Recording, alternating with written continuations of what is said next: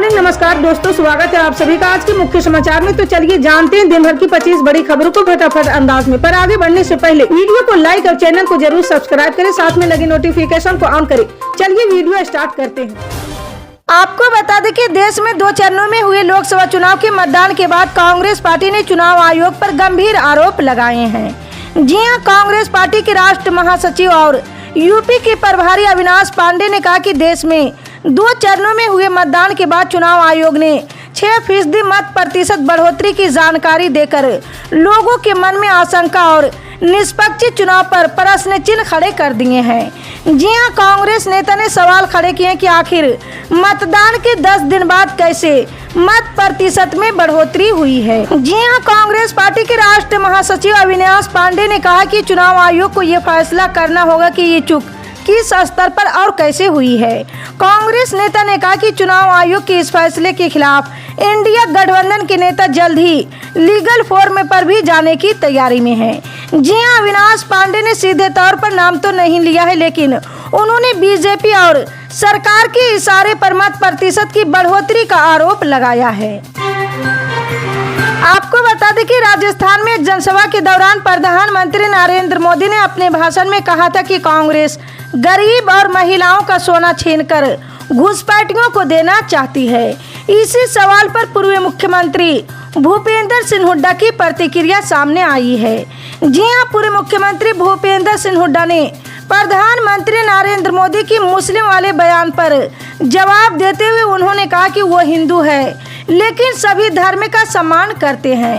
उन्होंने कहा कि कांग्रेस में सभी धर्म के लोग हैं, इसलिए कांग्रेस सभी धर्मों का सम्मान करते हैं। साथ ही भूपेंद्र सिंह हुड्डा ने यह भी कहा कि कांग्रेस ने देश के लिए आज़ादी की लड़ाई लड़ी और विकास कार्य किए।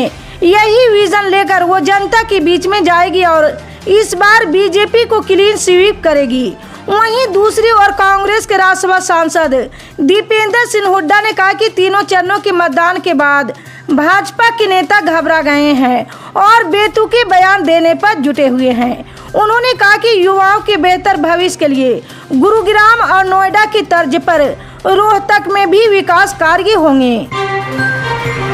आपको बता दें कि देश अभी तीसरे चरण के चुनाव की तैयारियों में जुटा है। पक्ष और विपक्ष सभी अपनी जीत के लिए एड़ी चोटी का जोर लगा रहे। जी हां, इसी बीच पीएम नरेंद्र मोदी ने बीते दिनों राहुल गांधी और तेजस्वी यादव को देश का शहजादा बताया है। पीएम की इस बयान का आरजेडी प्रवक्ता मृत्युंजय तिवारी ने रविवार को जवाब दिया है।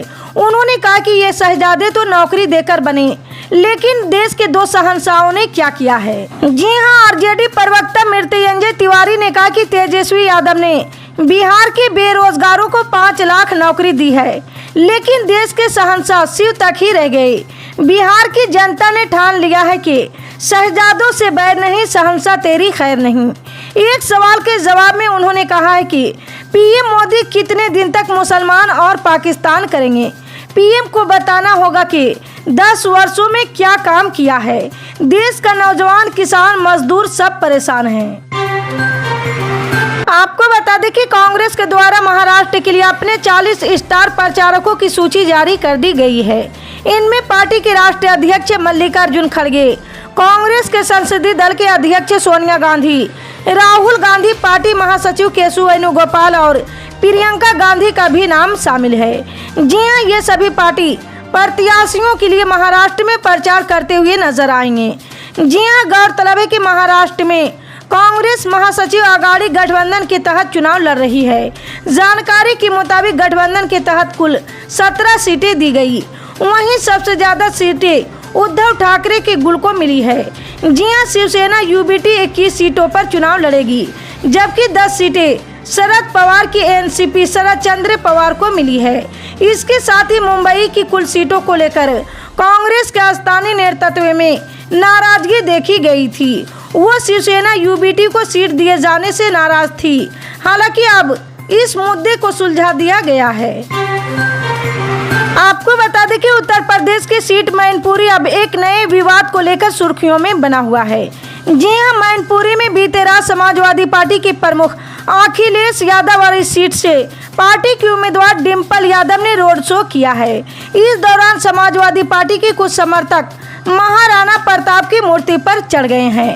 इतना ही नहीं बल्कि उस पर समाजवादी पार्टी का झंडा भी लगा दिया था। इसके अलावा ये भी कहा जा रहा है कि समाजवादी पार्टी के समर्थकों ने पीएम मोदी और सीएम योगी के खिलाफ आपत्तिजनक नारे लगाए हैं। जी हां, गौरतलब है कि मैनपुरी के एसपी विनोद कुमार का कहना है कि समाजवादी पार्टी की रोड शो का कार्यक्रम था।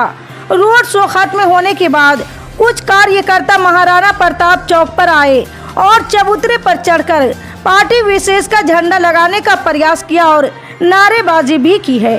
सीसीटीवी की जांच की जा रही और लोगों से वार्ता की जा रही है। आपको बता दें कि कोविशील्ड वैक्सीन के साइड इफेक्ट को लेकर देश भर में बीते कुछ दिनों से सियासत चल रही है। लोकसभा चुनाव के बीच विपक्ष सवाल उठा रहा तो वहीं सत्ता पक्ष सवालों का मुस्तैदी से जवाब देने में जुटा है। जी हां, इस बीच विशेष डॉक्टरों की टीम लोगों को समझाने में जुटी हुई कि उनको घबराने की जरूरत नहीं है। जी हां, कोविशील्ड वैक्सीन के साइड इफेक्ट को लेकर कुछ दिनों से सियासत जारी है। विपक्ष सवाल उठा रहा तो वहीं सत्ता पक्ष सवालों का मुस्तैदी से जवाब देने में जुटा है। इस बीच विशेष डॉक्टरों ने लोगों से न घबराने की अपील की है। जी हां, यूके की फार्मा कंपनी एस्ट्राजेनेका ने पहली बार लंदन के कोर्ट में स्वीकार किया कि कोरोना वायरस के खिलाफ लगने वाली उसकी वैक्सीन से दुर्लभ मामलों में गंभीर साइड इफेक्ट हो सकता है। इसके बाद इस पर सियासत तेज हो गई है। जी हां, राजनीतिक दल एक दूसरे पर आरोप प्रत्यारोप लगा रहे हैं। आपको बता दें कि पूर्व बाहुबली विधायक अनंत सिंह रविवार को पटना की बेऊर जेल से बाहर निकल गए हैं। जी हां, गृह विभाग से हरी झंडी मिलने के बाद अनंत सिंह को जेल से 15 दिनों की पैरोल मिली है। जेल के बाहर जुटे समर्थकों ने उनका फूल माला पहनाकर स्वागत किया है। इसके बाद वो कार में बैठकर रवाना हो गए। जी हां, अनंत सिंह को राज्य सरकार ने पुश्तैनी जमीन के बंटवारे के लिए पैरोल दिया है। अनंत सिंह कई सालों से जेल में बंद है। जानकारी के अनुसार उन पर AK-47 रखने का आरोप है। इसके लिए कोर्ट ने उन्हें 10 साल की सजा सुनाई थी। जी हां, वो पटना की बेऊर जेल में सजा काट रहे हैं। उन्हें 15 दिन की पैरोल मिले और वो रविवार सुबह जेल से बाहर आए हैं। आपको बता दें कि दुष्यंत चौटाला ने दादरी में पार्टी की जनविश्वास रैली को संबोधित किया है। उन्होंने पार्टी कार्यकर्ताओं से वोट प्रतिशत बढ़ाने के साथ साथ जजपा के प्रत्याशियों को जिताने का आह्वान भी किया है। जी हां, दुष्यंत ने मीडिया से कहा है कि पूर्व सीएम भूपेंद्र हुड्डा पर भाजपा की मदद करने के आरोप लगाए गए हैं। पुत्र मुंह में भूपेंद्र हुड्डा ने दूसरे नेताओं को हाशिए पर धकेलकर अपना स्वार्थ साधा है। किरण चौधरी सहित कांग्रेस के बड़े नेताओं और रिश्तेदार नेताओं का बलिदान देकर भाजपा के समक्ष लोकसभा चुनाव में कमजोर प्रत्याशी मैदान में उतारे हैं। रोहतक में हुड्डा के शहजादे दीपेंद्र को जजपा पटकनी देकर इतिहास रचेगी। जी हां, पूर्व उप मुख्यमंत्री दुष्यंत चौटाला ने जेजेपी विधायक के भाजपा मंच पर जाने को लेकर तंज कसा है। उन्होंने स्पष्ट रूप से कहा कि जेजेपी का कोई भी विधायक भाजपा या कांग्रेस के मंच पर पहुंचता है तो विधानसभा अध्यक्ष के माध्यम से उनके खिलाफ कानूनी कार्रवाई की जाएगी। जी हां, उन्होंने आगे कहा कि साथ ही ऐसे विधायकों की सदस्यता भंग करवाई जाएगी। इसी तरह की पल पल की अपडेट जानने के लिए जुड़े रहे हमारे MSP न्यूज के साथ। मिलते हैं अगली बड़ी खबर में, तब तक के लिए जय हिंद।